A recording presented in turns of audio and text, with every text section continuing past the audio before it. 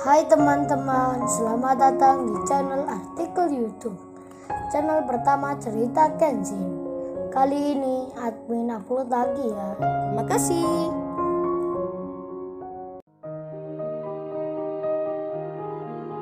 Kisah pemuda kaya, anak bos besar, pemilik 73 perusahaan, yang menjadi cleaning service. Episode 332. Kenshin, yang baru menjemput Rena dari gubuk sawah, di tempat yang sepi. Kedatangan Kenshin pun membuat si Rena itu terkejut sekali. Rena pun tak menyangka Kenshin bisa ke sini, ke tempatnya ini. Apalagi Kenshin memberikan hadiah yang spesial untuknya, begitu mewah sekali. Jadinya, kesedihannya di waktu itu jadi hilang seketika. Si Rena pun kini pulang bersama Kenshin. Ia dibonceng pamannya, sedang Kenshin sendiri, ia naik ojek. Lalu saat perjalanan pulang, si Rena memegang kalung dari pemberian Kenshin. Ia nampak senang sekali. Dirinya merasa suka. Kenshin jadi lupa tak berpesan sebelumnya agar pemberiannya itu jangan diceritakan ke siapa-siapa. Si Rena yang bahagia, ia takkan mengira kalau saat ini di rumahnya ada Kaori yang menunggu, serta Iwan dan Ririn yang turut menjenguknya. Tak lama berselang, sampailah Kenshin ke tempat rumahnya Rena.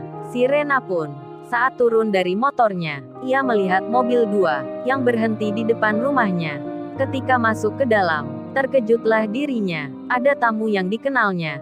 Si Rena melihat Kaori. Kaori pun sama, melihat Rena pula. Kaori lalu menyapanya, ia langsung memeluknya. Mereka pun kemudian saling berpelukan, saling cipika-cipiki. Hal yang biasa dilakukan antar wanita, apalagi seorang teman. Kaori pun bicara, "Maaf ya Mbak Rena, aku baru bisa datang ke sini menjenguk Mbak Rena ini." Si Rena pun menjawabnya, "Nggak apa Mbak Kaori, Mbak Kaori kesini saja. Aku senang sekali." Ririn pun demikian, memeluk Rena pula, mengucapkan hal yang sama, ucapan berbela sungkawa. Setelah itu, Iwan ganti bersalaman, sambil Iwan bilang, menyatakan penyesalan, tak bisa mengantar ayahnya di waktu kemarin. Dan Rena pun mengerti, ia berucap terima kasih.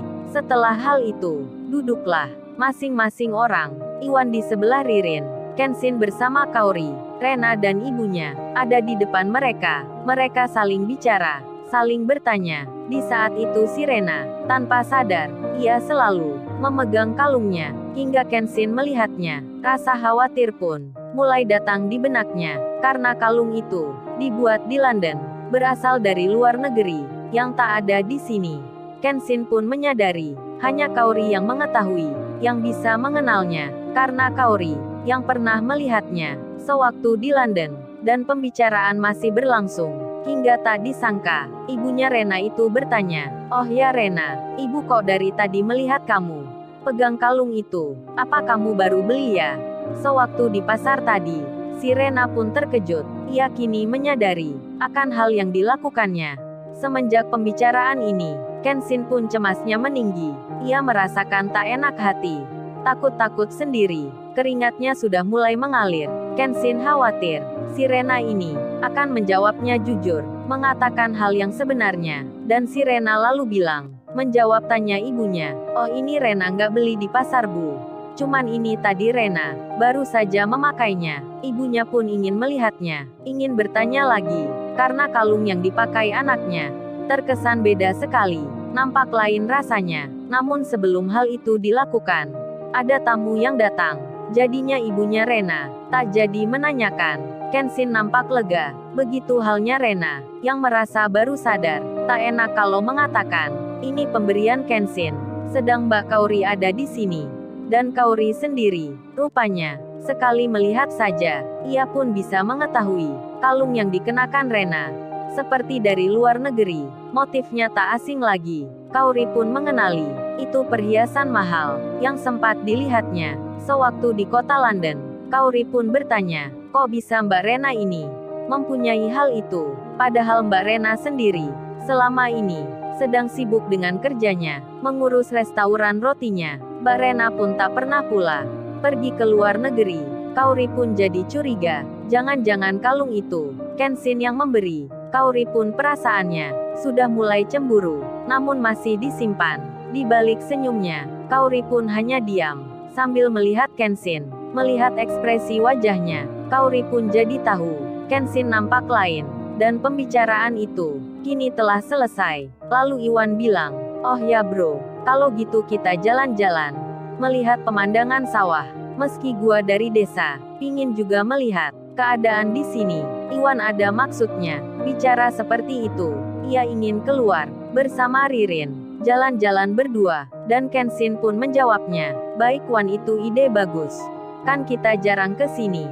Baiknya kita lakukan saja." Rupanya, Kenshin juga ingin mengalihkan perhatian, agar ibunya Rena itu, saat bertanya nanti, tentang kalung tersebut, Kaori sudah tak di sini. Kenshin bermaksud pula, mengajak Kaori keluar, dan si Rena sendiri, ia pun tetap di rumah. Dirinya akan memasak, menyiapkan makanan. Kenshin pun izin keluar, ia bersama Kaori, jalan kaki berdua, sedangkan Iwan dan Ririn, mengikuti dari belakang. Indahnya suasana desa, tak dinikmati Kaori. Ia menyimpan rasa cemburu pada Kenshin. Kenshin seolah tak mengerti. Ia mengira Kaori yang belum mengetahui tentang perihal yang tadi, dan Iwan pun senang sekali. Berdua bersama Ririn, jalan-jalan seperti ini. Lalu kemudian, nampaklah sungai. Mereka berhenti di situ, lalu ditemukan tempat berteduh yang terbuat dari kayu. Kenshin dan Kaori duduk bersama. Mereka melihat pemandangan. Begitu pula Iwan dan Ririn, yang saling bicara, saling bercanda, dan di tengah hal itu, Kaori bertanya pada Kenshin. Kaori berkata, "Say, aku mau bicara. Aku mau bertanya pada kamu. Kamu harus jawab jujur ya. Nggak boleh berbohong sama aku." Kenshin menyahutnya, "Iya Kaori, kamu mau tanya apa ya?" Kaori menjawabnya, "Itu tadi aku melihat kalung yang dikenakan Mbak Rena. Sepertinya aku pernah melihatnya saat kita ada di London. Apa kamu yang memberikan itu ya?" "Kamu jawab aja Say. Aku nggak mengapa kok. Aku nggak marah, nggak cemburu sama kamu." Mendengar ungkapan itu, Kenshin pun deg-degan hatinya. Kaori ternyata sudah menyadari, dan tak mungkin pula ia berkilah mengatakan tak sebenarnya. Kenshin pun lalu bilang, "Oh ya Kaori, maafkan aku ya. Aku akan jawab jujur ke kamu. Tapi sebelum itu, aku sayang kamu Kaori. Kamu harus mengerti ya, keadaannya seperti ini. Tadi aku melihat Rena lagi sendiri di tengah sawah. Ia merasa sedih sekali. Aku ingin menghiburnya, dan kalung itu memang aku yang memberi. Aku membelinya semenjak kita di London. Aku sengaja Kaori memberikan itu hadiah untuk Rena saat ulang tahunnya nanti. Tapi karena ayahnya meninggal, dia dalam kesedihan. Aku ingin menghiburnya, memberikannya sekarang. Aku bicara jujur Kaori. Kamu jangan marah ya." Mendengar hal itu, siapa wanita yang tak cemburu jika kekasihnya sendiri memberikan perhiasan ke cewek yang lain? Kaori pun di hatinya, ia cemburu sekali, merasa sakit jadinya, apalagi dirinya tak diberi Kenshin perhiasan kalung mewah seperti yang dikenakan Rena. Dan Kaori pun menahannya. Ia nampak tersenyum. Kaori pun bilang, "Nggak apa Say, aku nggak marah kok. Aku senang kamu bicara jujur. Aku juga senang kalau Mbak Rena nggak sedih lagi." Meskipun demikian, Kenshin melihat Kaori, nampak lain wajahnya. Kenshin pun khawatir, Kaori cemburu lagi, seperti sebelumnya. Dan Iwan sendiri, yang tempat duduknya jauh dari Kenshin. Ia bicara ke Ririn. Iwan itu rada berani, di tengah melihat sungai dan rindangnya tanaman desa. Iwan pun bertanya, "Oh ya Mbak Ririn, apa Mbak Ririn ini sudah punya pacar ya?" Maksudnya seorang kekasih, kayak Kenshin itu, yang punya Mbak Kaori. Mendapat tanya itu, Ririn pun terkejut. Lalu ia menjawabnya, "Mas Iwan ini, emang kenapa tanya itu? Apa Mas Iwan sudah pingin punya pacar ya?" Ririn pun tertawa, menggoda Iwan. Iwan pun menyahutnya, "Mbak Ririn bisa saja. Emang siapa Mbak yang mau sama saya? Saya ini orang tak punya. Kerjanya juga biasa. Banyakan cewek kan suka sama cowok yang kaya. Ya jadi gini Mbak Ririn.